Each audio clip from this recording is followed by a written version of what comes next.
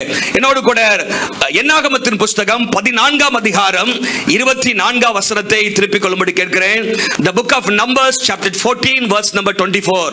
இஸ்ரவேல் புத்திரர் அங்கே என்னுடைய தாசனாகிய காலேப் வேறே ஆவியை உடையவனாய் இருக்கிறபடினாலும் உத்தமமாய் என்னை பின்பற்றி வந்தபடினாலும் அவன் போய் வந்த தேசத்திலே அவனை சேர பண்ணுவேன், அவன் சந்ததியார் அதை சுதந்தரித்துக் கொள்வார்கள். ஹல்லேலூயா. ஆண்டவர் அங்கே ஒரு மனிதனை குறித்து ஒரு சாட்சி கொடுக்கிறார். என் தாசனாகிய காலேப் வேறே ஆவியை உடையவனாய் இருக்கிறான். My servant Caleb had a different spirit or has a different spirit என்று சொல்லி ஆண்டவர் அங்கே சொல்லுகிறத நம்ம பார்க்கிறோம். இந்த காலேப் ஆண்டவரால் ஆசீர்வதிக்கப்பட்ட ஒரு மனுஷனாக இருக்கிறதை பார்க்கிறோம். நீங்க காலேப் யோசுவா ரெண்டு பேரை குறித்து நம்ம அதிகமாக கேள்விப்பட்டிருக்கிறோம். எகிப்திலிருந்து புறப்பட்டவர்களே கானான் தேசத்தை சுதந்தரித்தவர்கள், கானானுடைய எல்லைக்குள்ளாக நுழைந்தவர்கள் ரெண்டு பேர் தான். அது காலேபும் யோசுவாவும் என்பதை அறிந்திருக்கிறோம். ஆனால் யோசுவாவை குறித்து அதிகமான வசனங்கள் வேதத்தில் இருக்கிறது. அநேக காரியங்கள் ஆண்டவர் யோசுவாவை பற்றி சொல்கிறார். மோசேக்கு அடுத்த தலைவனாக அங்கே யோசுவா வருகிறதை நம்ம பார்க்கிறோம். ஒரு மிலிட்டரி லீடராக தேசத்தை சுதந்தரிக்க பங்கிட்டுக் கொள்வதற்கு ஆண்டவர் யோசுவாவை பயன்படுத்துகிறார். ஆனால் காலேபை குறித்து அதிகமான வசனம் இல்லை. ஆனால் காலேபுடைய வாழ்க்கை மிக முக்கியமான ஒரு வாழ்க்கை வேதாகமத்தில். ஹல்லேலூயா. காலேப் நமக்கு ஒரு நல்ல எடுத்துக்காட்டாக இருக்கிறார். ஆண்டவரால் சாட்சி பெற்ற ஒரு மனுஷன். ஆண்டவர் சொல்றாரு, என் தாசனாகிய காலேப் அவன் வேறே ஆவியை உடையவன். மற்ற ஜனங்களை போல அல்ல, மற்ற லட்சக்கணக்கான ஜனங்களை போல காலேப் அல்ல. அவன் ஒரு வித்தியாசமான மனப்பான்மை உடையவன், வித்தியாசமான குணத்தை உடையவன், வித்தியாசமான ஒரு ஆவியை உடையவன் என்று ஆண்டவர் அங்கே சொல்ல நம்ம பார்க்கிறோம். பாருங்க, அவன் ஆரம்பித்தது மாத்திரமல்ல, அவன் தன் ஓட்டத்தை ஜெயமாக முடிக்கிறதை நாம் யோசுவா புத்தகத்திலே பார்க்கிறோம். ஆண்டவர் கானான் தேசத்தை சுதந்தரிக்க உதவி செய்தார். ஆண்டவர் அவனுக்கான சுதந்திரத்தை கொடுத்தார் என்று சொல்லி பார்க்கிறோம். இன்னைக்கு அநேகர் நன்றாக ஆரம்பிக்கிறார்கள். ஆரம்பிக்கிறது நல்லது, ஆரம்பம் ரொம்ப முக்கியம். ஆனால் அதை காட்டிலும் முக்கியம் என்னன்னு சொன்னா முடிவு ரொம்ப ரொம்ப முக்கியம். ஹல்லேலூயா. நம்ம எப்படி நம்ம முடிக்கிறோம் வேதத்தில் சொல்லப்பட்டிருக்கிறது. அங்கே புறப்பட்ட எல்லாரும் வனாந்திரத்திலே விழுந்து போனார்கள், செத்து போனார்கள். ஆனால் யோசுவாவும் காலேப்பும் உயிரோடு உள்ள போனாங்க. ஹல்லேலூயா என்று சொல்லி வேதத்திலே வாசிக்கிறோம். பாருங்க, பவுல் சொல்கிறார் 1 கொரிந்தியர் 9:27 ஆரம்பித்த நான் ஆகாதவனாய் போகாதபடிக்கு என்று சொல்கிறார். ஆகாதவர்களாய் போய்விடக்கூடாது. நமக்கு ஆண்டவர் தந்த ஆசீர்வாதங்களை, ஆண்டவர் வைத்திருக்கிற ஆசீர்வாதங்களை, நித்திய ஜீவனை சுதந்தரித்துக் கொள்ள வேண்டும். அநேகர் நன்றாக ஆரம்பித்தார்கள். சாலமோன் நன்றாக ஆரம்பித்தார், சவுல் நன்றாக ஆரம்பித்தார், லோத்து நன்றாக தான் ஆரம்பித்தார், தேமா போன்றவர்கள் நன்றாக ஆரம்பித்தார்கள். ஆனால் வேதம் சொல்கிறது அவருடைய முடிவு பரிதாபமாக இருந்தது, அவருடைய முடிவு பரிதாபமாக இருந்தது என்று சொல்லி பார்க்கிறோம். ஆனால் இந்த ஒரு மனுஷன் அதிகமாக வேதத்திலே அவரை குறித்து சொல்லப்படல. நீங்க காலேபை குறித்து நீங்க வாசிக்கிறனா ஒரு 4 அதிகாரத்தை நீங்க வாசித்தா போதும், அவரை குறித்து அநேக காரியங்கள் சொல்லப்பட்டிருக்கிறது. என்னாகமம் 13:14, யோசுவா 14:15, 14ஆம் அதிகாரமும் 15ஆம் அதிகாரமும் என்னுமாக என்னாகமம் 13ஆம் அதிகாரம் 14ஆம் அதிகாரம் என்னும் நியாயாதிபதிகள் 1ஆம் அதிகாரம். இந்த 5 அதிகாரத்தில் தான் இந்த காலேபை குறித்ததான காரியங்கள் அதிகமாக சொல்லப்பட்டிருக்கிறது. என்ன அதிகாரங்கள்? என்னாகமம் 13ஆம் அதிகாரம் 14ஆம் அதிகாரம், யோசுவா 14ஆம் அதிகாரம் 15ஆம் அதிகாரம், நியாயாதிபதிகள் 1 அதிகாரம். இதிலே தான் அந்த யாரு காலேபை குறித்ததான காரியங்கள் பல சொல்லப்பட்டிருக்கிறதை நம்ம பார்க்கிறோம். இந்த காலேபை குறித்து ஆண்டவர் சொல்லும் பொழுது அவன் வேறே ஆவியை உடையவனாய் இருந்தான். ஆவி என்று சொல்லும் பொழுது ஒரு குணாதிசயத்தை சொல்லப்பட்டிருக்கிறது, அவனுடைய தன்மையை குறித்து சொல்லப்பட்டிருக்கிறது. இன்னொரு மொழிபெயர்ப்பில் he had a different attitude, அவனுடைய மனப்பான்மை வித்தியாசமா இருந்துச்சு, அவனுடைய வாழ்க்கை, அவனுடைய குணம் வித்தியாசமா இருந்துச்சு என்று ஆண்டவர் சொல்கிறார். ஆகவே இன்றைக்கு வேண்டிய செய்தியின் தலைப்பு இதுதான், காலேப் வேறே ஆவியை உடைய மனுஷன், a man with a different spirit. அவன் எப்படி வித்தியாசமானவனாய் இருந்தான்?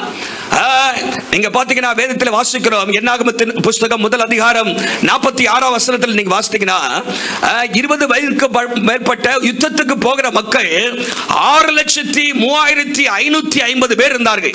6,35,550 பேர். என்னமாக அதை தாண்டி யுத்தத்துக்கு போகாதவர்கள், பெண்கள், சிறியவர்கள் எல்லாம் சேர்த்தீங்கன்னா கிட்டத்தட்ட 25 லட்சத்துக்கு அதிகமான மக்கள் இருந்தார்கள்.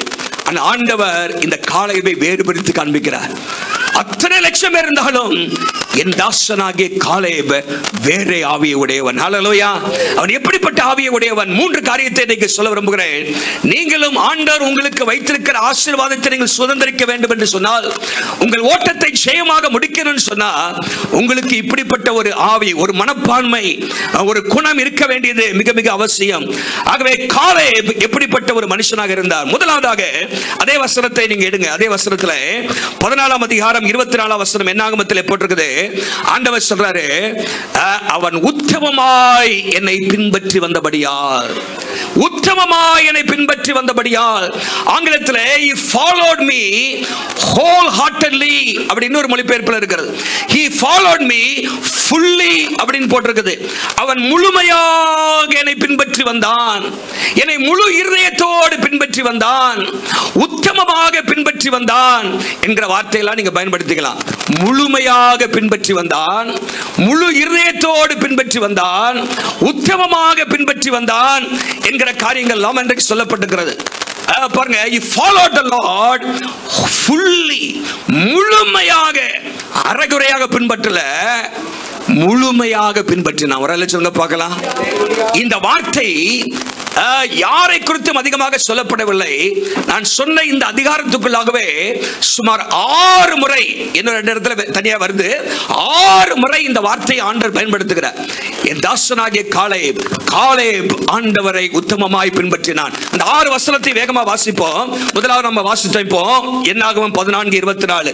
அடுத்ததாக என்னாகமம் 32ஆம் அதிகாரத்தில் நீங்க வாசித்தீங்கன்னா 11:12 வாசித்து பாருங்க.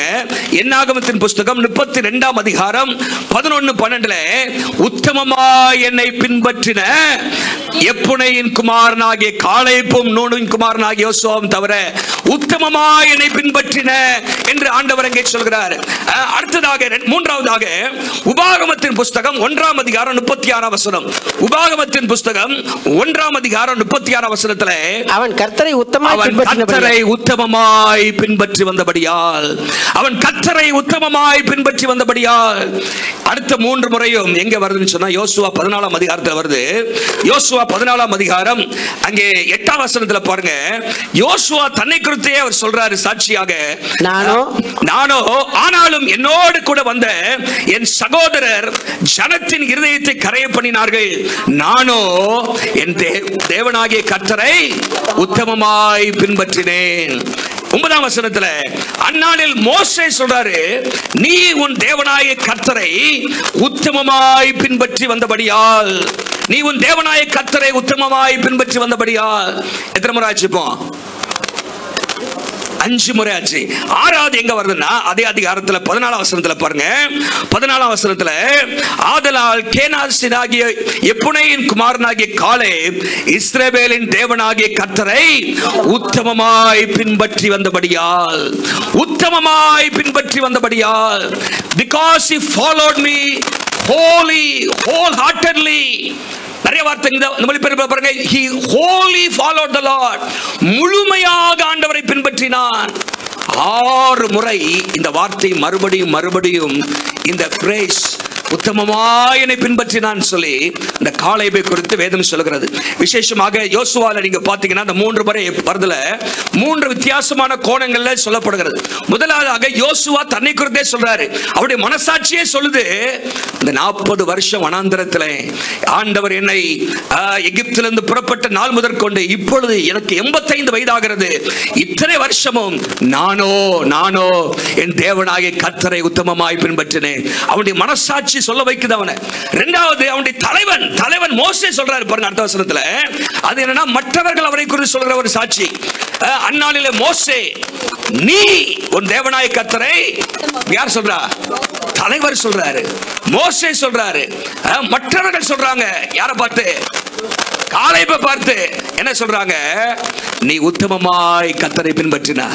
இப்ப ஆண்டவர் சொல்றாரு அடுத்தது 14ஆம் வசனத்துல கேனாசின எப்பொடையின் குமாரனாய் காலேப் இஸ்ரவேலின் தேவனாய கர்த்தரை உத்தமமாய் பின்பற்றினான். இங்கேயும் சொல்றாரு என்னுமாக என்னாகமம் 14:24 வாசித்தோம்ல, என் தாசனாகிய காலேப் என்னை உத்தமமாய் பின்பற்றினான். அவனுடைய மனசாட்சியும் சொல்லுது, தலைவன் மோசேயும் சொல்றாரு, ஆண்டவரும் சொல்றாரு இவன் உத்தமமாய் பின்பற்றினான். அப்ப உண்மையாகவே அவன் உத்தமமாய் பின்பற்றிருப்பான். அல்லேலூயா. சத்துல மற்றவங்க நம்ம பார்த்து சொல்லுவாங்க நீ நல்ல மனுஷன், அப்படி நம்ம மனசாட்சி தெரியும் நான் எவ்வளவு மோசமா இருக்கேன். ஆனா அவன் மனசாட்சியும் சொல்லுது, மற்றவர்களும் சொல்லுகிறார்கள், தேவனும் சாட்சி கொடுக்கிறார், இவன் உத்தமமாய் என்னை பின்பற்றினான். அப்படின்னா என்னங்க? what does it mean by following the Lord fully? 3 காரியத்தை நான் சொல்ல விரும்புகிறேன். முழுமையாக உத்தமமாக பின்பற்றினான் என்று சொன்னால், முதலாவதாக அவன் வாழ்நாள் முழுவதும் கர்த்தரை பின்பற்றினான். வாழ்நாள் முழுவதும், வாலிப பிராயத்தில் மாத்திரமல்ல, இல்லாவிட்டால் சில நாட்கள் மாத்திரமல்ல, ஃபுல்லி அப்படின்னு சொல்லும் பொழுது ஒவ்வொரு நாளும் கர்த்தரை பின்பற்றினான். ஞாயிற்றுக்கிழமையும் பின்பற்றினான், திங்கட்கிழமையும் பின்பற்றினான், செவ்வாய் புதன் வியாழன் வெள்ளி வார நாட்கள் முழுவதும் பின்பற்றினான். வருஷத்தின் 12 மாதங்களும் பின்பற்றினான். உயிருள்ள மட்டும் கர்த்தரை பின்பற்றினான். அதுதான் முழுமையாக பின்பற்றுவது என்று சொல்லி அர்த்தம். ஹல்லேலூயா. வனாந்திரத்திலும் பின்பற்றினான், கானான் தேசத்திலும் பின்பற்றினான் என்று வேதத்திலே நாம் வாசிக்கிறோம். அநேகர் முழுமையாக பின்பற்றுவதில்லை, ஆரம்பத்தில் நன்றாக இருக்கிறார்கள். வேதம் சொல்கிறது, ஆதியாகமத்தின் புத்தகம் 19:26 வாசித்தீங்கன்னா லோத்தின் மனைவியை குறித்து சொல்லப்பட்டிருக்கிறது. அவள் நன்றாக தான் வந்து கொண்டே இருந்தாள். ஆனால் பின்னிட்டு பார்த்துட்டா, ஆண்டவரை பின்பற்றிக்கிட்டே வரல. திடீர்னு பின்னிட்டு பார்த்து அங்க நல்லா இருக்குதே, உலகம் நல்லா இருக்குதே அப்படின்னு சொல்லி பின்னிட்டு பார்த்து உப்பு தூணானால் அவள். நமக்கு ஒரு பாடமாக ஆண்டவராகிய தேவன் அங்கே லூக்கா 17ஆம் அதிகாரத்திலே சொல்லி வைத்திருக்கிறார். பின்னிட்டு பார்த்தால் கலாத்தியர் சபை மக்களை குறித்து பவுல் சொல்கிறாரு. கலாத்திய சபை மக்களை பார்த்து கலாத்தியர் 3ஆம் அதிகாரம் 1ஆம் வசனத்துல, கலாத்தியர் 3:1 குறிச்சிங்க. அங்கே பவுல் என்ன சொல்றாரு? எப்பா நான் சுவிசேஷம் சொல்லி உங்களை தான் ரட்சிப்புகள் நடத்தினேன், நீங்க நல்லா தான் ஓடிட்டு இருந்தீங்க. ஆனால் நல்லா கவனிங்க, புத்தி இல்லாத கலாத்தியரே, நீங்கள் சத்தியத்திற்கு கீழ்ப்படியாமல் போகத்தக்க உங்களை மயக்கினவன் யார்? Who bewitched you? Cast a spell over you. உங்களை மயக்கினவன் யாரு? நல்லா தானப்பா சர்ச்சுக்கு வந்துட்டு இருந்தீங்க, நல்லா தானப்பா எல்லாம் செஞ்சுட்டு இருந்தீங்க, திடீர்னு உலகம் உங்களை மயக்கிருச்சா? சினிமா உங்களை மயக்கிருச்சா? இன்னும் சில காரியங்கள், உலகத்தின் காரியங்கள் மயக்கிட்டீங்களா? சொல்றாரு, உங்களை மயக்கினவன் யார்? நிறைய விசுவாசிகளை இன்னைக்கு உலகம் மயக்கி வச்சிருக்குது. பல காரியங்கள் இன்றைக்கு மயக்கி வச்சிருக்கிறது. இன்னொரு மொழிபெயர்ப்புல காஸ்டிங் தி ஸ்பெல் அப்படின்னு போட்டிருக்கு. என்னது, உங்களை எதையோ போட்டு அப்படியே பிசாசு குருடாக்கி அந்த பக்கம் கொண்டு போயிட்டானா அப்படி போட்டுருக்கு பாருங்க. உங்களை மயக்கினவன் யார்? நல்லா ஓடிட்டு இருந்தீங்களே, இவங்க பாதியிலே போயிட்டாங்க, தடை செய்யப்பட்டார்கள் என்று சொல்லப்பட்டிருக்கிறது. நன்றாய் ஓடினீர்களே என்று சொல்லி பவுல் அங்கே சொல்லுங்க நம்ம பார்க்கிறோம். ஆனால் இப்பொழுதோ உலகத்தால் மயக்கப்பட்டு விட்டார்கள். நம்முடைய வாழ்க்கையை சற்று யோசித்து பாருங்க. வாலிபத்தில் இருந்த பக்தி இன்றைக்கு இருக்கிறதா? ரட்சிக்கப்பட்ட நாள்ல இருந்த வைராக்கியமும் வாஞ்சியும் ஆண்டவர் மேல இருக்கிறதா? வாழ்நாள் முழு ஆண்டவரை பின்பற்றுமா? ஞாயிற்றுக்கிழமை இருக்கிற அந்த தாகம் திங்கட்கிழமை இருக்குதா? செவ்வாய்க்கிழமை இருக்குதா? வாரம் முழுசா இருக்குதா? ஆண்டவர் சொல்றார், என் தாசனாகிய காலேப் உத்தமமா என்னை பின்பற்றினான். அல்லேலூயா. வாழ்நாள் எல்லாம் பின்பற்றினான். all the days of his life பின்பற்றினான் என்று சொல்லி பார்க்கிறோம். இரண்டாவதாக உத்தமமாய் பின்பற்றத, முழுமையாக பின்பற்றினு சொன்னால் முழு இருதயத்தோடு பின்பற்றுகிறது. முழு இருதயத்தோடு, undivided heart, முழு இருதயத்தோடு. ஆண்டவருக்கு மாத்திரம்தான் என் வாழ்க்கை. டெய்லி பின்பற்றுகிறது ஒரு பக்கம், சிலர் டெய்லி ஒரு பக்கம் ஆண்டவரையும் தேடுவாங்க, உலகத்தையும் தேடுங்க. அப்படி இல்லை, டெய்லி முழுசா கர்த்தருக்கு தான். ஒரு ஆளு சொல்லுங்க பார்க்கலாம். முழுமையாக ஆண்டவராகிய தேவன் சொன்னாரு. மத்தேயு 22ஆம் அதிகாரத்தில் நீங்கள் வாசிக்கும் பொழுது வேதத்தில் நாம் வாசிக்கிறோம். அங்கே முதலாம் பிரதான கற்பனையை குறித்து ஆண்டவர் சொல்றாரு, உன் தேவனாய கர்த்தரிடத்தில் முழு இருதயத்தோடும் முழு ஆத்மாவோடும் முழு மனதோடும் முழு பலத்தோடும் அன்பு கூறுவாயாக. முழு ஆண்டவர் அறகுறையானதே எதிர்பார்க்கிறது கிடையாது, அதை விரும்புவதும் இல்லை. நீங்க பாத்தீங்கன்னா தண்ணி கொதிக்க வைக்கிறீங்கல்ல, தண்ணி எத்தனை டிகிரில கொதிக்கும்? 100 டிகிரி செல்சியஸ்ல என்ன பண்ண தண்ணி 99 டிகிரி சூடு வந்தாலும் கொதி வராது. 100 டிகிரி செல்சியஸ் தான் boiling point of water is 100 degree Celsius. அப்போ 100 டிகிரி செல்சியஸ் வந்தோடனே தண்ணி என்ன பண்ணுது? அப்போ ஆண்டவர் பார்த்துக்கிட்டே இருக்கிறாரு. நீ வாழ்க்கையில் ஆசீர்வாதம் காரணம் இல்லைன்னா இன்னும் கொதிக்கிற, ஆனா 100 டிகிரிக்கு என்ன பண்ணல, 100க்கு 100 ஆண்டவரை தேடல. அதான் ஆண்டவருடைய ஆசீர்வாதத்தை நம்ம பெற முடியல முழுசா. பாருங்க, சாலமோன் நன்றா தான் ஓடினாரு. ஆனா வேதம் என்ன தெரியுமா சொல்லுகிறது? வாசிங்க 1 ராஜாக்கள் 11ஆம் அதிகாரம் 4ஆம் வசனத்தை வாசிங்க. 1 ராஜாக்கள் 11:4.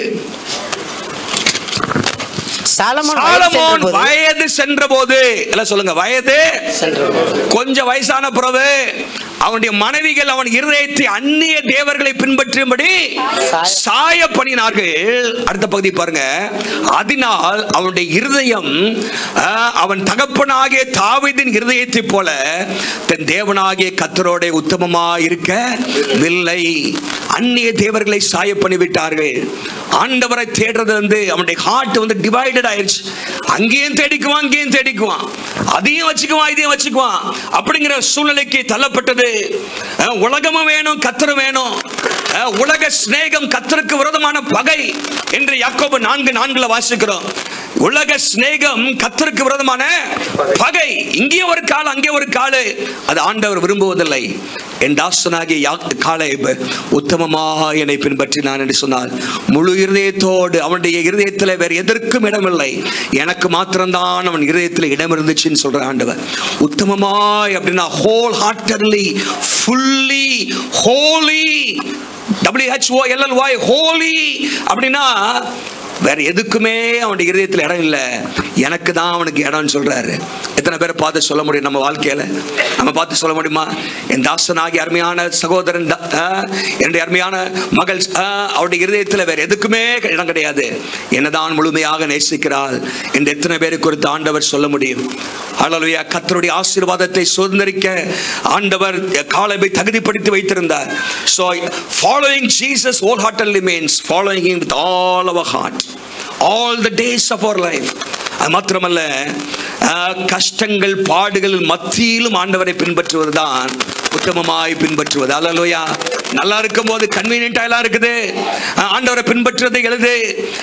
மேடு பள்ளங்கள் 2 காரியத்திலும் ஆண்டவரை பின்பற்றுவது, following Jesus despite difficulties, வாழ்க்கையில் அவர்கள் துன்பங்களின் மத்தியிலும் கர்த்தரை பின்பற்றுவது தான் முழுமையாக பின்பற்றுவது. அல்லேலூயா. இல்லப்பா நல்ல காலத்துல ஆண்டவரை தேடுவேன்ப்பா, ஜெபம் பண்ணுவேன், பைபிள் வாசிப்பேன், மற்ற ஜெபத்துக்குலாம் வருவேன், மற்றபடி எனக்கு பல வேலை இருக்குது அப்படின்னா you are not following the Lord wholeheartedly. முழு இருதயத்தோடு நீங்க கர்த்தரை சேவிக்கவில்லை, உத்தமமாய் கர்த்தரை பின்பற்றவில்லை. ஆண்டவரை சேவிப்பது என்றால் என்ன? எல்லா சூழ்நிலைகளிலும் கர்த்தரை தேட வேண்டும், எல்லா நேரத்திலும். பாருங்க, இந்த காலேப் இருந்த சூழ்நிலை ஒரு சாதாரணமான சூழ்நிலை இல்லை. காலேப் ஆண்டவரை பின்பற்ற ஒருத்தனும் ஆண்டவர் சொல்றார், நீங்க எல்லா மக்களும் மணங்கா கழுத்துள்ளவரா இருந்தார். ஆண்டவர் அவர்கள் அநேகரில் பிரியமாயிருக்கல. என்னெல்லாம் செஞ்சாங்கன்னு பாருங்க. அந்த 14ஆம் அதிகாரத்தில் எடுங்க, என்னாகமம் 14ஆம் அதிகாரத்தில் ஆண்டவர் அங்கே என்ன சொல்றாரு பாருங்க. அதுக்கு முந்தின வசனத்தில் 22, 23 வாசிக்கிறேன். என் சத்தத்துக்கு செவி கொடாமல், அதாவது மற்ற ஜனங்களை பார்த்து சொல்றாரு, இதனோட 10 முறை என்னை பரிசு பார்த்த ஒருவரும் அவர்கள் பிதாக்களுக்கு நான் ஆணையிட்டு கொடுத்த தேசத்தை காண மாட்டார்கள். எனக்கு கோபம் உண்டாக்கினவர்களில் ஒருவரும், பாருங்க, ஒரு கூட்ட மக்கள் ஆண்டவருக்கு கோபம் உண்டாக்கிட்டே இருக்கிறாங்க, ஒரு கூட்ட மக்கள் ஆண்டவரை பரிசு பார்த்துட்டே இருக்கிறாங்க, ஒரு கூட்ட மக்கள் ஆண்டவரை முறுமுறுத்துட்டே இருக்கிறாங்க, ஒரு கூட்ட மக்கள் அங்கே புண் கட்டு கண்குட்டியை உண்டாக்கி புண் கன்றுக்குட்டியை வணங்க ஆரம்பிச்சுட்டாங்க. இப்படி ஒரு பக்கம் நடக்குது. ஆனா இதன் மத்தியிலும் கர்த்தரை உத்தமமாய் பின்பற்றினாங்க. அல்லேலூயா. எல்லாரும் முறுமுறுக்கிறாங்க, எல்லாரும் ஆண்டவரை பரிசு பார்க்கறாங்க. when others were murmuring, Caleb trusted God. when others were testing and rebelling and sinning, பரிசை பார்த்து கலகம் பண்ணி கோராகின் புத்திரர் பக்கம் எழுந்து கலகம் பண்றான். எல்லா மக்களும் ஆண்டவருக்கு விரோதமாக செயல்படுறாங்க. அதன் மத்தியிலும் ஆண்டவர் சொல்றாரு, என் தாசனாகிய காலேப் என்னை உத்தமமாய் பின்பற்றினார். ஹல்லேலூயா. எல்லா சௌரியமா இருக்கும்போது பின்பற்றல. வாழ்க்கையிலே போராட்டங்கள், கஷ்டங்கள் இருந்த போதிலும், சுற்றிலும் எதிர்மறையான காரியங்கள் இருந்த பொழுதிலும் என் தாசனாகிய காலேப் என்னை உத்தமமாய் பின்பற்றினான். ஹல்லேலூயா. நம்முடைய வாழ்க்கையை சற்று யோசித்து பார்ப்போம். இன்றைக்கு எல்லாம் கன்வீனியன்ட்டா இருக்கும் போது, எல்லாம் சௌகரியமா இருக்கும் போது ஆண்டவரை பின்பற்றுவது எளிது. ஆனால் கஷ்டங்கள் வரும்பொழுது, துயரங்கள் வரும்பொழுது, இழப்புகள் வரும்பொழுது, பலவீனங்கள் வரும்பொழுது, சில நேரத்தில் நம் ஜெபத்துக்கு பதில் தாமதமாகும் போது ஆண்டவரை கேள்வி கேட்காம ஆண்டவரை பின்பற்றுகிறோமா? 40 வருஷம் வனாந்திரத்தில் எவ்வளவு சோதனைகளை, பாடுகளை இந்த காலேப் சந்தித்திருப்பார். ஆனாலும் கர்த்தரை உத்தமமாய் பின்பற்றினார். ஹல்லேலூயா. வாழ்க்கையை சற்று யோசித்து பாருங்க. இன்னைக்கு ஆண்டவர் நம்மோடு பேசுகிறார். ஹல்லேலூயா. உங்க வாழ்க்கை ஏதோ நான் கிறிஸ்தவனா இருக்கிறேன், ஞாயிற்றுக்கிழமை போறேன் வரேன்னு இல்லை. நம்மை குறித்து ஆண்டவர் சாட்சி கொடுக்கணும். என் தாசனாகிய காலேபனை உத்தமமாய் பின்பற்றினான். ஹல்லேலூயா. ஹல்லேலூயா. கர்த்தர் உங்களுக்காக தந்த வெளியேறப்பட்ட ரட்சிப்பு சாதாரணமாக ஆண்டவர் கொடுக்கல. உங்களுக்கு ஏதோ கொஞ்சம் காசை கொடுத்து உங்களுக்கு வச்சுக்கப்பா ரட்சிப்பன் கொடுக்கல. தன்னுடைய ஜீவனே நமக்காக கொடுத்து, தம்முடைய வெளியேறப்பெற்ற ரத்தத்தை நமக்காக சிந்தி, ஹல்லேலூயா, கல்வாரியிலே சம்பாதித்து வைத்த அந்த ரட்சிப்பு வெளியேறப்பெற்றது. ஹல்லேலூயா. அதற்கு பாத்திரவான்களாய் நாம் நடக்க வேண்டும். நாம் அழைக்கப்பட்ட அழைப்புக்கு பாத்திரவான்களாய் நடக்க வேண்டும். ஆண்டவர் நம்ம ரட்சித்த அந்த ரட்சிப்புக்கு நாம் நன்றி உள்ளவர்களாக இருக்க வேண்டும். ஹல்லேலூயா. நாம் நரகத்திற்கு பாத்திரவான்கள். ஆனால் கர்த்தர் நம்மை, ஆண்டவர் தம்முடைய இரத்தத்தினாலே கழுவி சுத்திகரித்து நம்மை தம்முடைய பிள்ளைகளாக அழைத்திருக்கிறார். அதுக்கு நாம் பாத்திரவானா நடக்கணும். ஹல்லேலூயா. ஆண்டவரை தினமும் தேடணும். ஆண்டவருக்கு நன்றி உள்ளவராக இருக்கணும். அவருடைய சரீரமாகிய சபையோடு இணைந்து செயல்படணும். அவருடைய நோக்கத்தையும் திட்டத்தையும் நாம் நிறைவேற்ற வேண்டும். அவருக்கு பிரியமானவைகளை நாம் செய்ய வேண்டும். அதுதான் நம்முடைய வாழ்க்கையில முக்கியம். இந்த காலேப் ஆண்டவரை மாத்திரம் தான் பிரியப்படுத்த விரும்பினார். ஹல்லேலூயா. எல்லாமே இருந்திருப்பான். என்ன காலேப், சேர்ந்து வா, நம்மோட சேர்ந்து வா, யுத்தம் பண்ணுவோம், சண்டை போடுவோம், மோசைக்கு விரோதமாக எழுப்பி விட்டுருப்பானுங்க நிறைய பேர். ஆனால் அவர் இல்லை, நான் ஆண்டவரை பிரியப்படுத்த விரும்புகிறேன். ஹல்லேலூயா. ஒவ்வொருத்தரும் சொல்லியிருப்பான், குடும்பமா வந்து எல்லாமே ப்ரெஷர் கொடுத்துருப்பானுங்க. ஆனால் நான் கர்த்தரை மாத்திரம் பிரியப்படுத்துறேன். ஹல்லேலூயா. ஈஸி கிடையாது. பாருங்க, he only wanted to please God. பாருங்க, நம்ம ஆண்டவரை பிரியப்படுத்தாம எத்தனை மனுஷனை பிரியப்படுத்தினாலும் அதுல பிரயோஜனம் இல்லை. ஆனா ஆண்டவரை பிரியப்படுத்தும் போது யார் பிரியப்படலாட்டோ அதை விட்டு கவலைப்பட வேண்டிய அவசியம் இல்லை. ஹல்லேலூயா. நம்முடைய வாழ்க்கையில யாரையும் நம்ம பிரியப்படுத்தி வாழ்கிறோம். நம்முடைய வாழ்க்கையை 100க்கு 100 பாருங்க, ஹோல் ஹார்ட்டட்லி அப்படிங்கிற வார்த்தை, இல்லாவிட்டால் உத்தமமாய் பின்பற்றுதல் அப்படிங்கிற வார்த்தை மூல பாஷையில அதுக்கு அர்த்தம் என்னன்னு சொன்னா டு க்ளோஸ் த கேப் அப்படின்னு சொல்றாங்க. அதை இடைவேளையை அடைத்தல் அப்படின்னு சொல்லி. அப்படின்னா யோசுவாவுக்கு ஆண்டவருக்கு எந்த இடைவேளையுமே இல்லையா? ஒரு ஆளு சொல்லுங்க பார்க்கலாம். ஆண்டவரோடு அவ்வளவு நெருக்கமாக இந்த காலேப் இருந்தார்.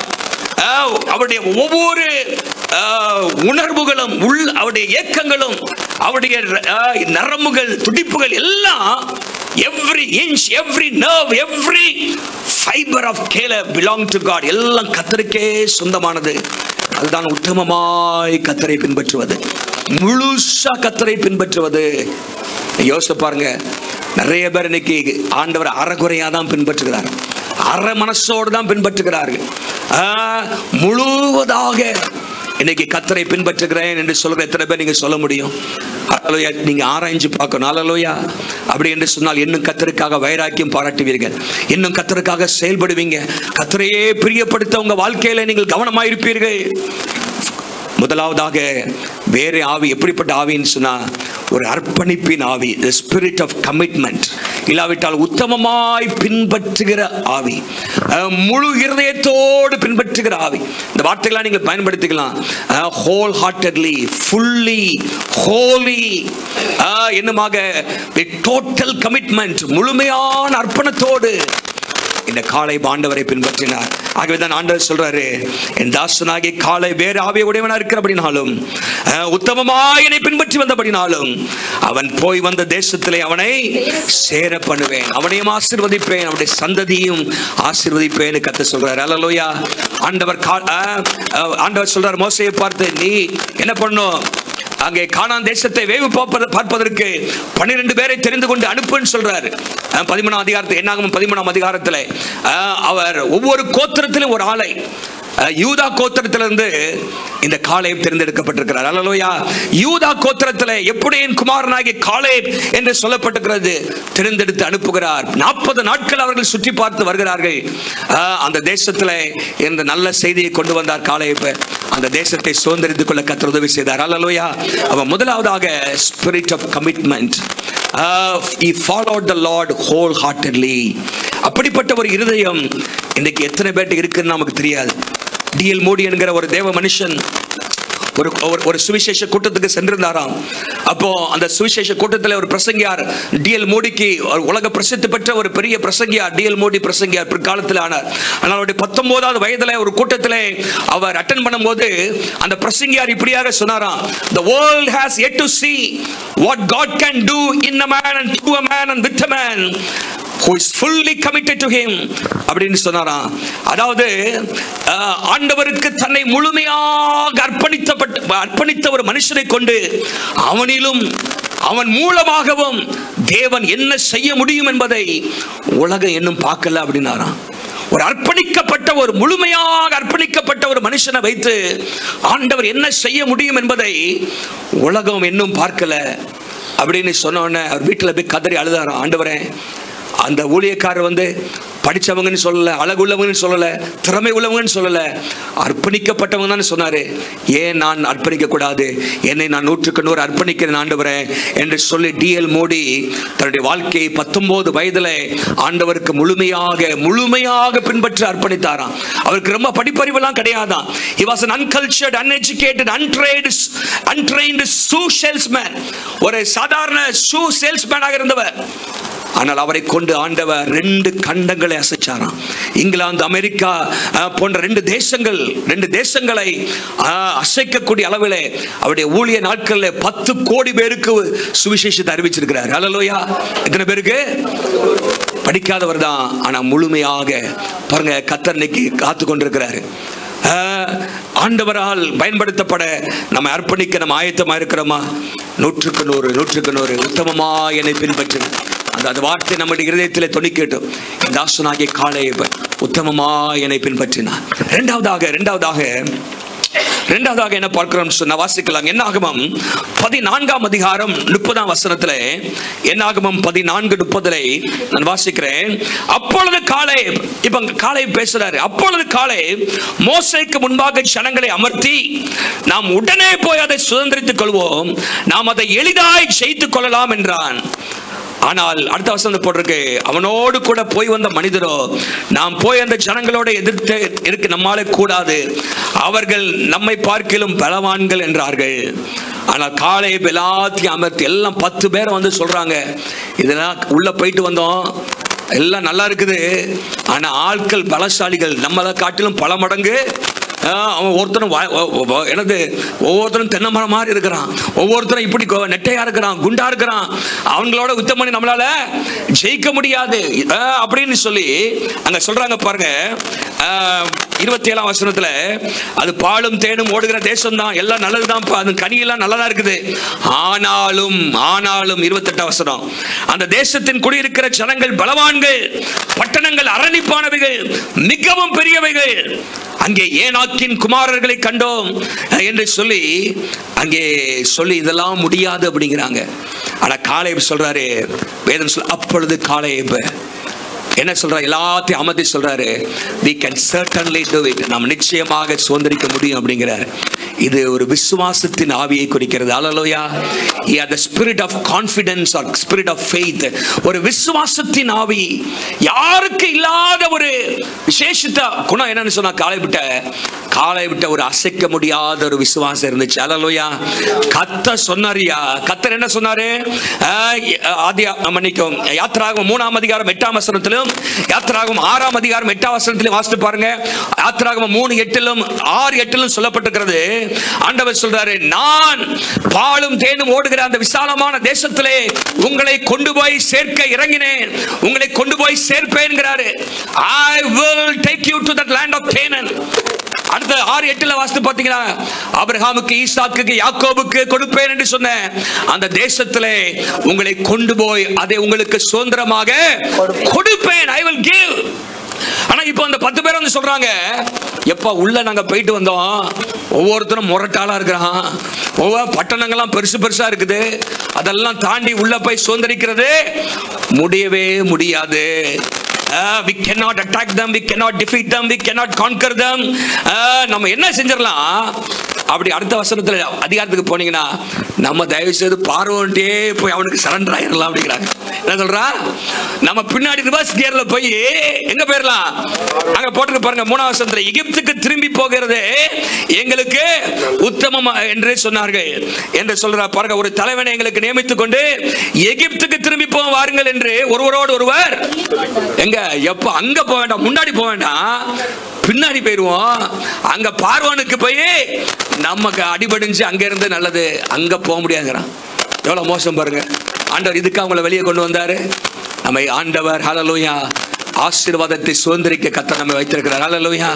இந்த விசுவாசம் இல்லை, கர்த்தர் சொன்ன வாக்குத்தத்தத்தின் மேலே விசுவாசம் இல்லை.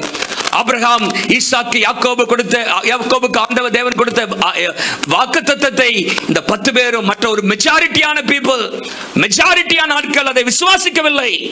ஆனா காலை எழும்பி சொல்றாரு, நாம் அதை எளிதாய் ஜெயித்துக் கொள்ளலாம். ஒரு சொல்லுங்க பார்க்கலாம். என்ன சொல்ல பாருங்க? அதை எளிதாய் ஜெயித்துக் கொள்ளலாம். இன்னும் நீங்க வாசித்தீங்கன்னா அங்கே 14ஆம் அதிகாரம் 8ஆம் வசனத்துல 14:8 வாசித்தீங்கன்னா, கர்த்தர் நம்ம மேலே பிரியமாயிருந்தால் அந்த தேசத்திலே நம்மை கொண்டு போய் பாலும் தேனும் ஓடுகிற அந்த தேசத்தை நமக்கு கொடுப்பார். கர்த்தருக்கு விரோதமாக கலகம் பண்ணாதீர்கள். அந்த தேசத்தின் ஜனங்கள் நீங்கள் ஜனங்களுக்கு நீங்கள் பயப்பட வேண்டாம். அவர்களை காத்த நிழல் அவர்களை விட்டு விலகி போயிற்று.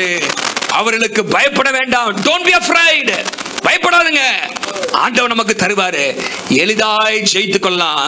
அவர்கள் நமக்கு இறையாவார்கள் என்று சொல்றான். They shall become bread. நமக்கு சாப்பாடா மாறிடுவாங்க. நீ பெருசு பெருசா பார்க்கிற, ஆனா அவங்க நமக்கு இறையாவார்கள் என்று காலை சொல்ற விசுவாசத்தின் ஆவி. ஹல்லேலூயா, ஹல்லேலூயா. அநேக மக்கள் இன்றைக்கு முடியாது, கூடாது, நடக்காது, எங்க ஜபத்துக்கு பதில் கிடைக்கும், என்ன ஆண்டவர் செய்யறாரு, இதே சொல்ற கூட்டம் ஒரு பெரிய கூட்டம் கிறிஸ்தவத்திலே இருக்குது. ஆனா என் ஆண்டவர் ஜீவன் உள்ளவர், என் ஆண்டவர் பெரியவர், அவர் வல்லமை உள்ளவர், அவர் ஜெபத்துக்கு பதில் கொடுப்பார், அவர் காரியங்களை நன்மையாக முடிய பண்ணுவார் என்ற விசுவாசத்தோடு பாருங்க. இது 2 காரியம் நான் பார்க்கிறேன். ஒன்று the look of faith and the talk of faith. அங்க விசுவாசத்திலே பேசுறார் எளிதாய் செய்துக் கொள்ளலாம் அப்படிங்கிற விசுவாசத்தின் வார்த்தை. அங்கே என்ன பார்க்கிறது?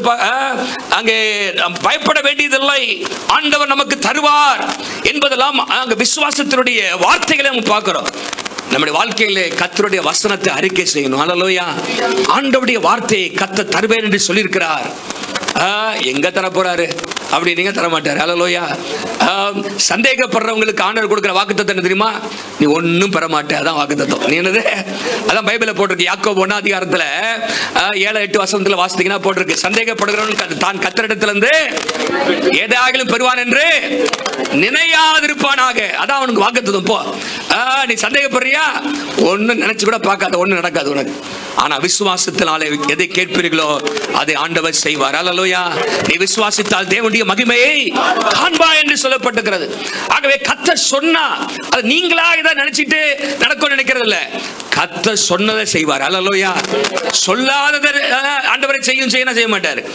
கர்த்தர் சொன்னதை, ஹல்லேலூயா, உங்களோடு ஆண்டவர் திட்டமாக பேசினதை கர்த்தர் நிறைவேற்ற அவர் வல்லமை உள்ளவர், வாக்குத்தத்தம் பண்ணினவர், அவர் உண்மை உள்ளவராய் இருக்கிறார். ஆக விசுவாசம் பாருங்க, தாவீதுக்கு அந்த விசுவாசம் இருந்துச்சு. தாவீது கோலியாத்தை ஜெயிச்சது, இவனுக்கு போய் நீங்க பயப்படுறீங்களே அப்படின்னு சொல்றத பாக்குறோம். அது மாத்திரமல்ல, லுக் ஆஃப் ஃபெய்த். நம்ம வாழ்க்கையில எப்பவுமே கர்த்தரை நமக்கு முன்பாக வைக்கணும். ஹல்லேலூயா. இவங்கெல்லாம் ஒவ்வொருத்தரும் போய் என்னத்தெல்லாம் பார்த்துட்டு வந்தான்? ஜெயண்ட்ஸை பார்த்துட்டு வந்தான், பெரிய பெரிய ராட்சதர்களை. ஆனா ஒருத்தனும் ராட்சதர்களை பார்க்கலும் தேவன் பெரியவர் என்பதை பார்க்க மறந்துட்டான். They saw the giants but they failed to see God. ஜெயண்ட்ஸ்ங்கிற கிரேப்ஸ், ஜெயண்ட்ஸ், கிராஸ்ஹோப்பர்ஸ் இதெல்லாம் பார்த்தானுங்க. ஆனா காட், ஆண்டவர் எவ்வளவு பெரியவர் என்பதை பார்க்க மறந்து விட்டார்கள். ஹல்லேலூயா. நம்முடைய வாழ்க்கையிலும் கூட அநேக நேரத்தில் நம்ம பிரச்சனை நமக்கு முன்பாக கொண்டு வரோம். இப்போ ஒரு 5 ரூபா நாணயம் இல்லை 10 ரூபா நாணயத்தை கொண்டு கண்ணுக்கு முன்னாடி கொண்டு வச்சிங்கன்னா அதான் பெருசா தெரியும். ஆனால் அது தூக்கி கீழே போட்டிங்கன்னா அது ஒன்றும் இல்லாமல் போயிடும். பாருங்க, நம்முடைய ஆண்டவர் பெரியவர். அல்லேலூயா. உலகத்தில் இருக்கிறவனிலும் நம்முடைய ஆண்டவர் பெரியவர். மனுஷனை பார்க்கலும் பெரியவர். சண்ட சராசரங்களை படைத்த ஆண்டவர் அவர் பெரியவர். ஆண்டவரை பார்க்கணும், ஆண்டவர் பார்க்கணும். எல்லாம் கோலியாத்தை பார்த்து பயந்துட்டு இருந்தானுங்க. ஆனால் தாவீது கோலியாத்தையே பார்க்கல, கர்த்தரை தான் பார்த்தார். அல்லேலூயா. எல்லாம் நினைச்சான் எப்போ அந்த கோலியாத்தை எப்படி வீழ்த்துறது நினைச்சான். இவன் பார்த்தான், இவ்வளவு பெரிய மனுஷனா ஈஸியா வீழ்த்திடலாமே, ஒரு கல்லை போட்டா நிச்சயமா தவறாது, ஒரு குருவியை கல்ல அடிச்சா கூட தவறி போயிடும், இவ்வளவு பெருசா உருவா நிக்கிற ஒரு கல்லை போட்டா நிச்சயமா எங்கேயாவது போய் அடிபடும் அப்படிங்கிற விசுவாசம் அவனுக்கு இருந்துச்சு. நம்முடைய வாழ்க்கையில நம்ம ஆண்டவரை பார்க்கணும். அல்லேலூயா. உங்களுடைய பிரச்சனையை பார்க்கலும் கர்த்தர் பெரியவர். உங்களுடைய வியாதியை பார்க்கலும் கர்த்தர் பெரியவர். உங்களுடைய சூழ்நிலைகளை பார்க்கலும் கர்த்தர் பெரியவர். அல்லேலூயா. உங்களுடைய வாழ்க்கையில் இருக்கிற சவால்களை பார்க்கலும் கர்த்தர் பெரியவர். இந்த காலேபுக்கு அநேக சவால்களை அந்த வாழ்க்கையில சந்திச்சாரு. பாருங்க, ஒரு டஃப் டெசர்ட், ஒரு கடினமான ஒரு வனாந்திரம் தான். ஆனா ஆண்டவர் மேல இருக்கிற விசுவாசத்தை விட்டுறல. அல்லேலூயா. ஆண்டவர் கூட வருவாரு. எல்லா மக்கள்லாம் எதிரடையாக பேசினார்கள், நெகட்டிவாக பேசுறாங்க. ஆனாலும் இந்த எல்லாரும் நெகட்டிவா பேசும் பொழுது ஒரு விசுவாச வார்த்தையோடு பேசுறது ஈஸி கிடையாது. எல்லாரும் பேசும்போது ஆமா ஆமா ஆமா ஆமா அப்படி போடுறதா ஈஸி. ஆனா இல்லப்பா, நம்ம ஆண்டவர் ஜீவன் உள்ளவர், நம்முடைய ஆண்டவர் உயிர் உள்ளவர், நம்முடைய ஆண்டவர் ஜெபத்தை கேட்கிறவர் என்று சொல்லி பாருங்க, எல்லாத்தையும் அமர்த்துறாரு. அமர்த்தி சைலன்ஸ்ட் எவரிபடி. எல்லாம் அப்படி பேசாங்கப்பா, நம்ம போய் ஈஸியா ஜெயிச்சிடலாம். ஜெயிச்சாங்களா இல்லையா? சொன்ன நெகட்டிவா பேசின எல்லாம் செத்தான். நீங்க பாருங்க, ஆண்டவர் சொல்றாரு என்னாகமத்தின் புத்தகம் 15ஆம் அதிகாரத்துல, என்னாகமம் 15ஆம் அதிகாரத்துல 37 38 வாசித்தீங்கன்னா 37 38 சபையார் எல்லாருக்கும் அவருக்கு விரோதமாக முறுமுறுக்கும்படி அந்த துர்ச்செய்தியை சொன்னவர்களாகிய அந்த மனிதர் கர்த்தருடைய சந்நிதியில் வாதையினால் செத்தார்கள். தேசத்தை சுதந்திரிக்க போன அந்த மனிதர்களில் நூனின் குமாரனாகிய யோசுவாவும் எப்புனேயின் குமாரனாகிய காலேபும் மாத்திரம் உயிரோடு இருந்தார்கள். அல்லேலூயா. பாருங்க, எல்லாம் நெகட்டிவா பேசி மரித்து போனார்கள். நம்முடைய வாழ்க்கையில ஆண்டவரை பெருசா பார்க்கணும். அல்லேலூயா. தேவன் பெரியவர். அல்லேலூயா. 5000 பேர் இருக்கிறாங்களே அப்படின்னு பார்க்கல, 5000 போஷிக்கக்கூடிய கர்த்தர் நம்மோடு இருக்கிறார். அல்லேலூயா. அவ்வளவு பெருசா இருக்காங்க, நம்ம கையில காசு கொஞ்சம் தான் இருக்குது, நம்முடைய ஆண்டவர் கூட இருக்கிறார். அல்லேலூயா. 1+ God is always a majority. உங்க கூட ஆண்டவர் இருந்தார்னா நம்ம தான் மெஜாரிட்டி. அல்லேலூயா. இந்த தேசத்துல நம்ம மைனாரிட்டி இருக்கோம், ஆனா நம்ம கூட இருக்கிறவர் பெரியவர். அல்லேலூயா.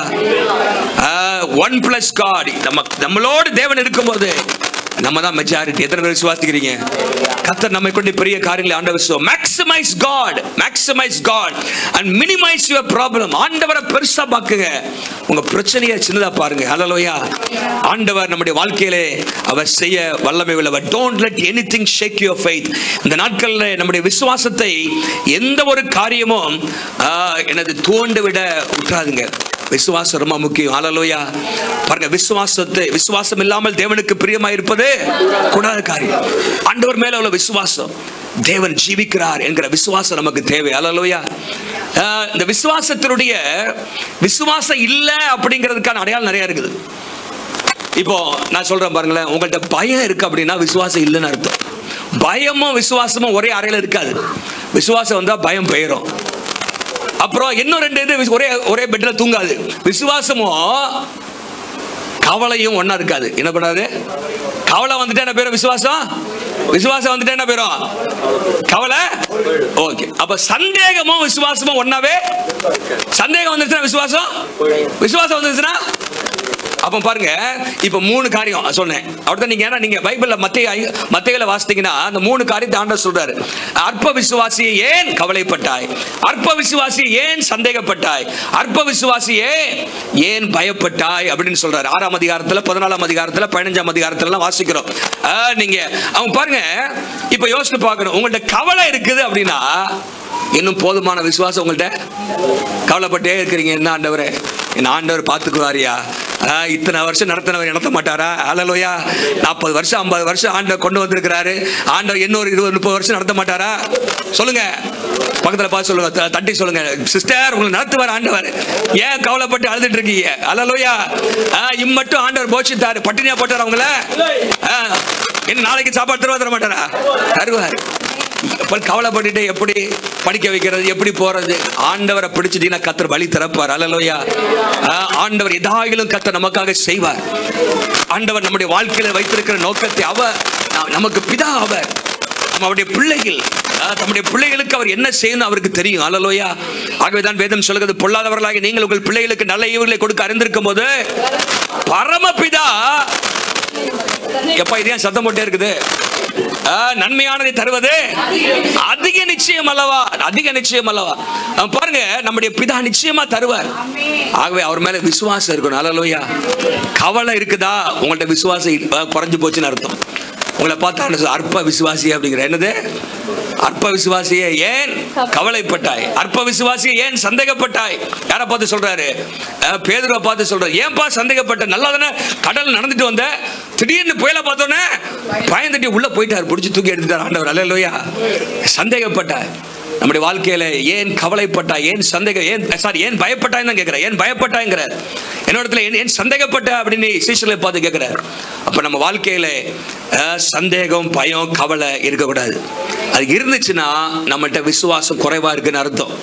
அல்லேலூயா. நம்முடைய விசுவாசம் பெரும். ஆண்டவரே, எந்த கவலை இல்லாம மேல விசுவாசமா இருக்கணும். பயம் இல்லாத ஒரு விசுவாசம் நமக்கு தேவை. அல்லேலூயா. பாருங்க, ஸ்தேவானை குறித்து வேதம் சொல்கிறது, அவன் விசுவாசத்தினால் நிறைந்திருந்தான் போடுறது. என்ன செஞ்சானா? ஒரு கப்பு தண்ணீரால் நிறைஞ்சிச்சுன்னா உள்ள ஒண்ணுமே இருக்காது அர்த்தம். அப்ப நம்ம வாழ்க்கை இருதயம் விசுவாசத்தினால் நிரந்தரிச்சுனா அங்க கவலை இருக்காது, பயம் இருக்காது, ஒண்ணு இருக்காது. அல்லேலூயா. கர்த்தர் அந்த கிருபைகள் நமக்கு தருவாரா? காலேப் விசுவாசத்தின் ஆவியை உடையவன். He was a man of faith. He had the spirit of confidence. கர்த்தர் நடத்துவார், தேசத்தை தருவார். ஆபிரகாம், ஈசாக்கு, யாக்கோபுக்கு கொடுத்த அந்த வாக்குத்தத்தத்தை நிச்சயம் நிறைவேற்றுவார். அங்க எத்தனை பட்டணங்கள் இருந்தாலும் பரவாயில்லை, அரணிப்பான பட்டணங்கள் இருக்கலாம், ராட்சதர்கள் இருக்கலாம், ஆண்டவர் அவைகளை காட்டிலும் பெரியவர், அவை எல்லாவற்றையும் தம்முடைய கால்களுக்கு கீழாக கொண்டு வருவார் என்கிற விசுவாசம் இருந்தது. கடைசியாக வாங்க யோசுவாவுக்கு வாங்க. இப்போ நம்ம முதலாவதாக என்ன ஆவி? உத்தமமாய் பின்பற்றுகிற. அப்படி என்று சொன்னால் முழுமையாக பின்பற்றுகிற ஒரு ஆவி. முழுமையாக என்று சொன்னால் என்ன அர்த்தம் சொன்னா, வாழ்நாள் முழுவதும், ஒவ்வொரு நாளும், ஒவ்வொரு மாதமும், ஒவ்வொரு மணி நேரமும் முழுமையாக. அது மாத்திரமல்ல, முழு இருதயத்தோடு கூட. அந்த இருதயத்தில் வேற எதுக்கு இடம் இல்லை, கர்த்தருக்கு மாத்திரம் தான். அல்லேலூயா. அவரே நேசிக்கிற, அவரே சேவிக்கிற, அவரே பின்பற்றுகிற அந்த ஒரு இருதயத்தோடு பின்பற்றுகிறது. உத்தமமாய் பின்பற்றுகிற என்று சொன்னால் வாழ்க்கையின் மேடு பள்ளங்களிலும் ஆண்டவரை பின்பற்றுவது, கடினமான சூழ்நிலைகளிலும் நல்ல சூழ்நிலைகளிலும் கர்த்தரை பின்பற்றுவது, அதுதான் ஆண்டவரை உத்தமமாய் பின்பற்றுகிற ஒரு வாழ்க்கை. இரண்டாவதாக நான் சொன்னேன், அப்படி பின்பற்றும் பொழுது கர்த்தர் நமக்கு துணையாய் இருப்பார். உத்தமனுக்கு கர்த்தர் துணை என்று சொல்லப்பட்டிருக்கிறது. தம்மை பற்றி உத்தம இருதயத்தோடு இருக்கிறவர்களுக்கு தேவன் தம்முடைய வல்லமை விளங்க பண்ணும்படி அவருடைய கண்கள் பூமி எங்கும் உலாவிக் கொண்டிருக்கிறார். ஆண்டவர் தேடிட்டே இருக்கிறாராம். யாருப்பா உத்தமமா பின்பற்றுறா? ஒருத்தன் கூட இல்லையாப்பா. ஞாயிற்றுக்கிழமை அலையிலையா பட்டு போயிடுறாங்களாப்பா, ஒருத்தரும் தேட மாட்டேங்கிறாங்க. பின்னாடி ஒரு ஊழியம் செய்யறதுக்கு வரதில்லை, ஒரு ஜெபம் பண்றதுக்கு வரதில்லை, இப்படி எல்லாரும் அலையிலையா தோத்திரம் போட்டு காணிக்கப்பட்டு போயிடுறாங்களே. உத்தமமா யார் பின்பற்றுறா? ஆண்டவரை சேவிக்கிறா. ஆண்டவரே, உம்முடைய ராஜ்யம் வரணும், தேசத்துல எழுப்புதல் வரணும் அப்படின்னு துடிப்பா இருக்கிற யாரு அப்படின்னு ஆண்டவருடைய கண்கள் உலாவிட்டே இருக்குதான். கண்டுபிடிச்சாரான்னு தெரியல. அல்லேலூயா. ஒரு 5 பேரையாவது ஆண்டவர் கண்டுபிடிக்கட்டும், நம்ம எல்லாரையும் கண்டுபிடிக்கட்டும் ஆண்டவர். அல்லேலூயா. கர்த்தர் நம்மை கொண்டு பெரிய காரியங்களை ஆண்டவர் செய்வார். அல்லேலூயா. உத்தமமா. இரண்டாவது விசுவாசம், ஆண்டவர் மேல இருக்கிற அளவற்ற விசுவாசம், அந்த ஆவி இருந்துச்சு. மூன்றாவதாக 14ஆம் அதிகாரம் 12ஆம் வசனம், யோசுவா 14:12. ஆகையால் கர்த்தர் அந்நாளிலே சொன்ன இந்த மலைநாட்டை எனக்கு தாரும், மலைநாட்டை எனக்கு தாரும். அங்கே ஏனாக்கியரும் அரணிப்பான பெரிய பட்டணங்களும் உண்டென்று நீர் அந்த நாளிலே கேள்விப்பட்டீரே. கர்த்தர் என்னோடு இருப்பாரானால், கர்த்தர் என்னோடு இருப்பாரானால், கர்த்தர் சொன்னபடி அவர்களை துரத்தி விடுவேன் என்றார். அவர்களை துரத்தி விடுவேன் என்றான். அப்பொழுது யோசுவா எப்புன்னேயின் குமாரனாகிய காலேபை ஆசீர்வதித்து எபிரோனை அவனுக்கு சுதந்திரமாக கொடுத்தான். எபிரோனை அவனுக்கு சுதந்திரமாக கொடுத்தான். அல்லேலூயா. இப்ப எத்தனை வயசு காலேபுக்கு? எத்தனை வயசு? 85 வயசு. யாரா 85 வயசு இருக்கீங்களாங்க? எல்லாம் காலேபுக்கு தம்பி தான். நம்ம எல்லாரும் அன்னைக்கு காலேபுக்கு 85 வயசு. அப்ப என்ன கேட்கிறாருன்னா, ஆண்டவரே எனக்கு ஒரு நல்ல சோபா மெத்தையை போட்டு கொடுத்து நல்லா தூங்குவேன் ஆண்டவரே, எனக்கு யாராவது வந்து ஒரு கேக்கு கட் பண்ணி கொடுக்கணும் அப்படின்லாம் இல்லை. என்ன மலை நாட்டை தாரு ஆண்டவரே கேட்கிறேன். ஹல்லேலூயா. எனக்கு அன்றைக்கு 45 வருஷத்துக்கு முன்பாக மோசே சொன்ன காரியம், தேவன் சொன்னது காரியம் என்ற வேதத்தில் வாசிக்கிறோம் பாருங்க. 40 வயதா இருக்கும் பொழுது 7ஆம் வசனத்தில் சொல்லப்பட்டிருக்கிறது, உன் கால் மிதிக்கிற தேசம் உனக்கும் உன் பிள்ளைகளுக்கும் என்றென்றைக்கு சுதந்திரமாக இருக்க வேண்டும் என்று சொல்லி ஆணையிட்டார் மோசே. அங்கே கேட்கிறார், இப்போ 85 வயசுல மலை நாட்டை தாரும். ஹல்லேலூயா. அவர் அடுத்த வசனத்துல போட்டிருக்கு, எபிரோனை அவனுக்கு சுதந்திரமாக கொடுத்தான், சுதந்திரித்து கொண்டான். இந்த குறிப்பு என்ன சொன்னா, the spirit of conquest. சுதந்திரிக்கிற ஒரு ஆவி, சுதந்திரிக்கிற ஆவி.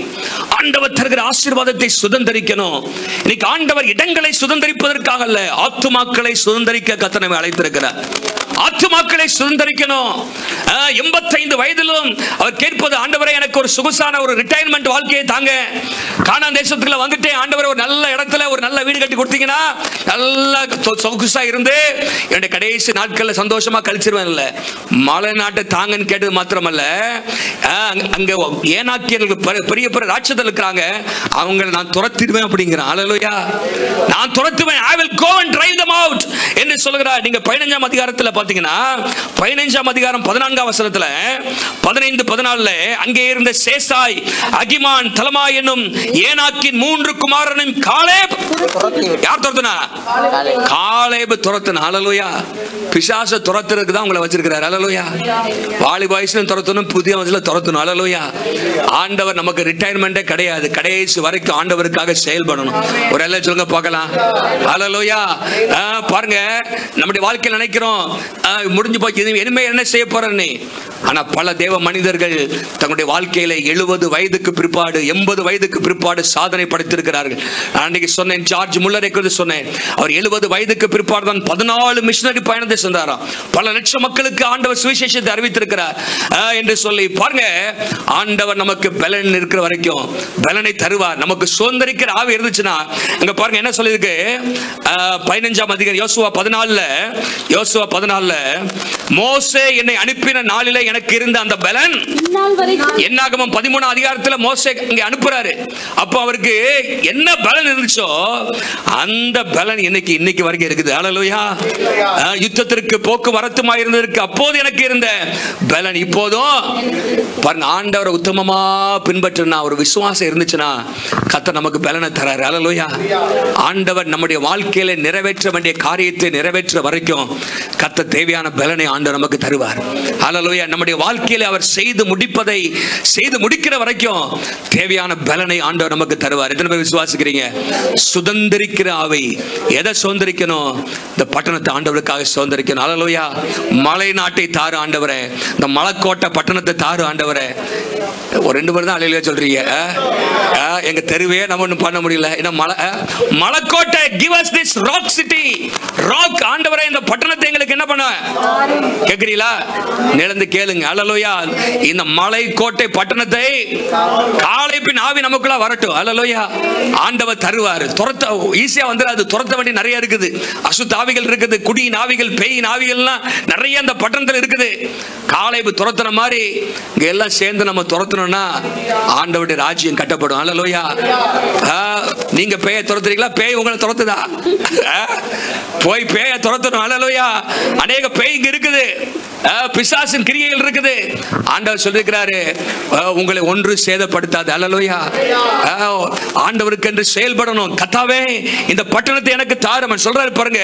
கர்த்தர் என்னோடு, Lord helping me, I will drive out the giants. எல்லா ராட்சதர்களையும் துரத்தி விடுவேன்னு சொல்றாரு. நீங்க நியாயாதிபதிகள் 1:20 வாசிங்க.